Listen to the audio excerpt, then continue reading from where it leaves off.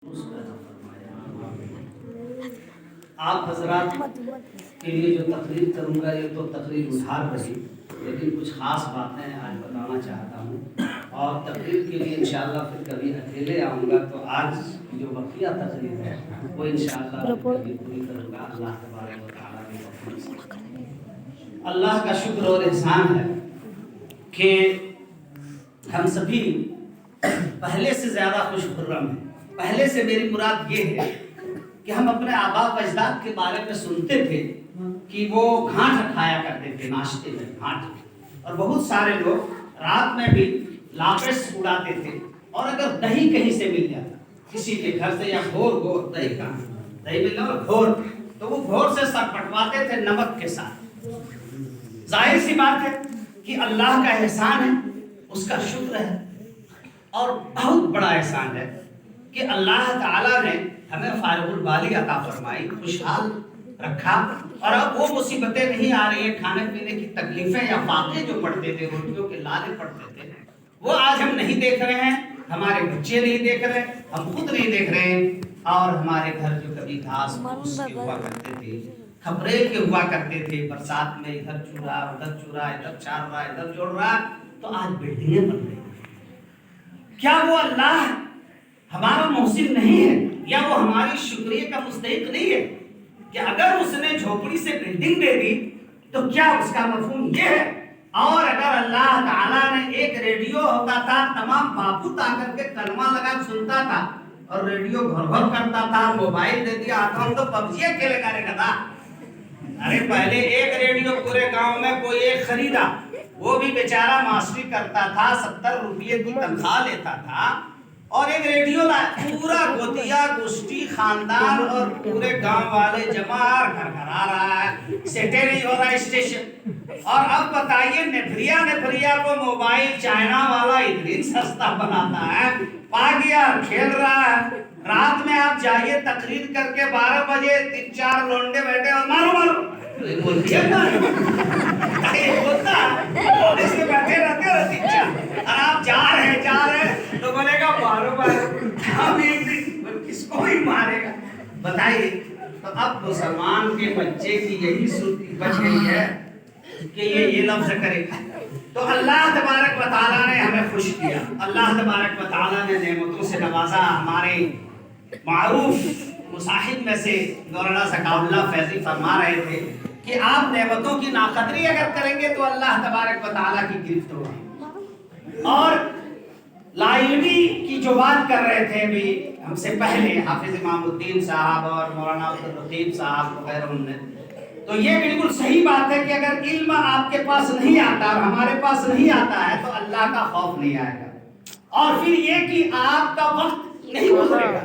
आप पबजी इसलिए खेलते हैं या खेलना चाहते हैं कि किताब आप पढ़ना नहीं जानते, आपके बच्चे पढ़ना नहीं जानते, या आपकी बीवियां खूबसूरत कुरान मजीद की तिलावत नहीं कर पाती, आपकी माएँ नहीं पढ़ पाती, आपके घर में जो बहुएं हैं वो नहीं पढ़ना जानती।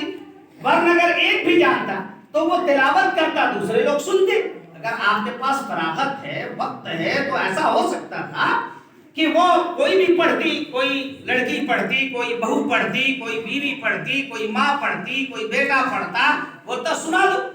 अब माहौल इस कदर बिगड़ा है कि इसके लिए कोई तैयार नहीं है कि अगर फारिग वक्त है तो कोई कुरान मजीद की तिलावत करे और घर के सारे लोग सुने।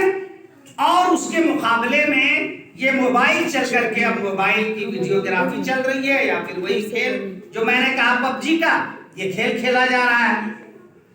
अब इसकी बुनियाद पर जितनी लड़ाइयाँ होती हैं, ना इत्तेफाकी होती है, हसद है, कीना है, बुग़्ज़ है, अदावत है, ये सारी चीजें लाइल्मी की बुनियाद पर होती हैं।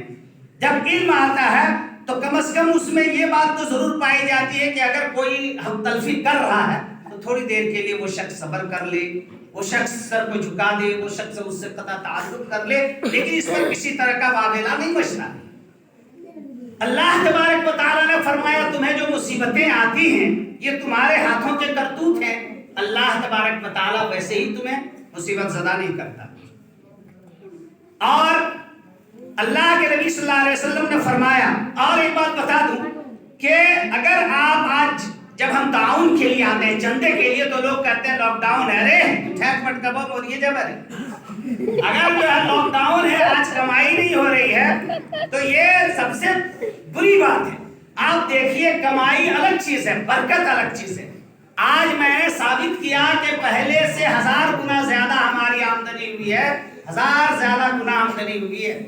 اس کے باوجود اگر ہم ترس رہے ہیں، حرص و حوث کے شکار ہیں، تو یقین مانیے کہ برکت اللہ تبارک و تعالیٰ نے اٹھا لی ہے، برکت نہیں ہو رہی ہے۔ قرآن عزیز کے اندر اللہ نے فرمایا وَلَوْ أَنَّ أَهْلَ الْقُرَىٰ آمَنُوا وَاتَّقَوْا لَفَتَحْنَا عَلَيْهِمْ بَرَكَاتٍ مِّنَ السَّمَاءِ وَالْأَرْضِ۔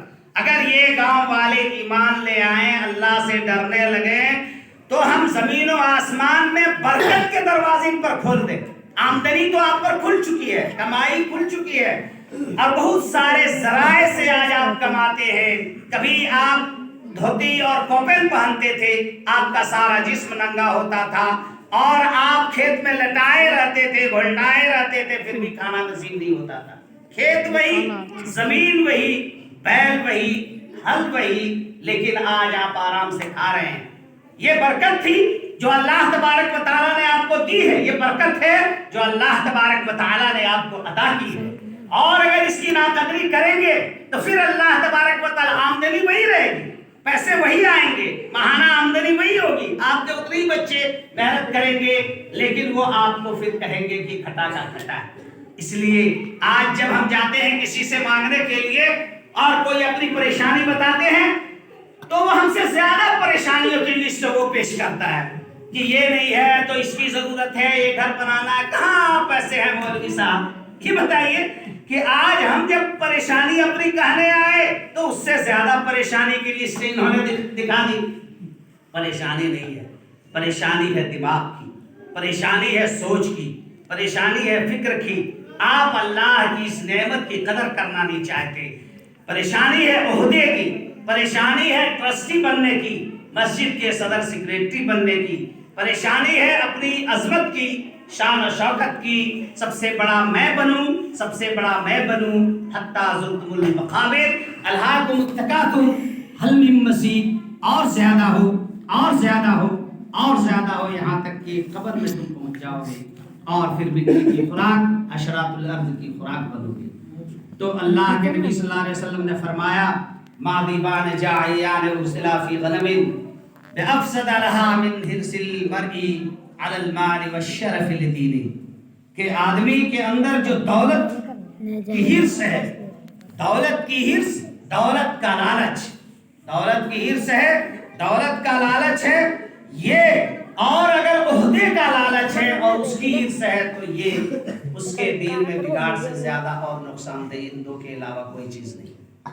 اسی طرح سے ہم دیکھتے ہیں کہ ہمارے علاقے میں جہیز کے بارے میں جو کہ محترم ہمارے محترم اور معزز ماسٹر جبار صاحب فرما رہے تھے، دیکھیے جہیز تو ایک رسم ہے اور بری رسم ہے، لعنتی ہے، قابل لعنت ہے، اور بلا شبہ حرام ہے، اس میں کوئی شک کی گنجائش نہیں، لیکن یہ ایک چھوٹا سا اس کے مقابلے میں، بے نمازی ہونے کے مقابلے میں ایک چھوٹا گناہ ہے۔ اگر آپ نماز ترک کرنے کا اور جہیز کا مقابلہ کریں گے تو زمین آسمان کا فرق ہے۔ سوال یہ پیدا ہوتا ہے کہ میں نے جیسا کہ کہا 30 میں کہتا رہتا ہوں 30 کروڑ کی آبادی اگر اس ہندوستان کی ہے تو 28 کروڑ بے نمازی کیوں مسلمانوں میں ہیں؟ مسلمان نوجوان بے نمازی ہیں، ان کی عورتیں بے نمازی ہیں، ان کی بہویں بے نمازی ہیں، ان کی مائیں بے نمازی ہیں، ان کے بیٹے بے نمازی ہیں، ان کے نوجوان بے نمازی ہیں۔ کیوں ہے؟ کیوں نماز ان کی عورتیں نہیں پڑھتی ہیں؟ ان کے پاس موبائل سے اپنے باپ، اپنی ماں، اپنی ساس، سسر، شوہر اور اپنے اقربا سے بات کرنے کا وقت ان عورتوں کے پاس ہے موبائل میں، تو پھر نماز پڑھنے کا وقت ان عورتوں کے پاس کیوں نہیں ہے؟ یہ بتائیے۔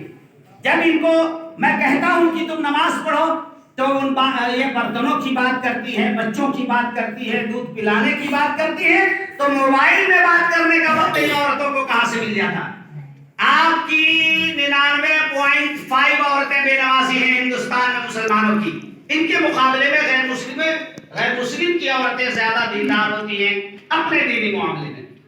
اب آئے ہمارے نوجوان ان گاؤں میں جن گاؤں میں کسی حد تک کچھ تعلیم و تربیت کا انتظام ہے، وہاں کے بچے کچھ نمازی ہوتے ہیں، کچھ بوڑھے۔